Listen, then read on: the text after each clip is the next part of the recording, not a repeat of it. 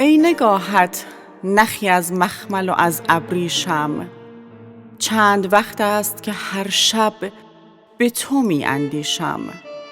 به تو آری، به تو یعنی به همان منظر دور، به همان سبز صمیمی، به همان باغ بلور، به همان سایه، همان وهم، همان تصویری که سراغش ز غزلهای خودم میگیری. به همان زل زدن از فاصله دور به هم، یعنی آن شیوه فهماندن منظور به هم. به تبسم، به تکلم، به دلارایی تو، به خموشی، به تماشا، به شکیبایی تو، به نفسهای تو در سایه سنگین سکوت، به سخنهای تو با لهجه شیرین سکوت.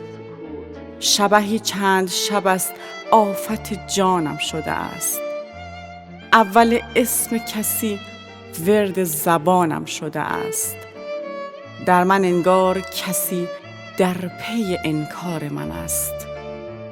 یک نفر مثل خودم عاشق دیدار من است. یک نفر ساده، چنان ساده که از سادگیش می شود یک شبه پی برد به دلدادگیش. آهی خواب گران، سنگ سبکبال شده، بر سر روح من افتاده و آوار شده. در من انگار کسی در پی انکار من است. یک نفر مثل خودم تشنه دیدار من است. یک نفر سبز، چنان سبز که از سر سبزیش می توان پل زد از احساس خدا تا دل خویش. رعشه‌ای چند شب است آفت جانم شده است، اول اسم کسی ورد زبانم شده است. آی بیرنگ تر از آینه، یک لحظه بایست.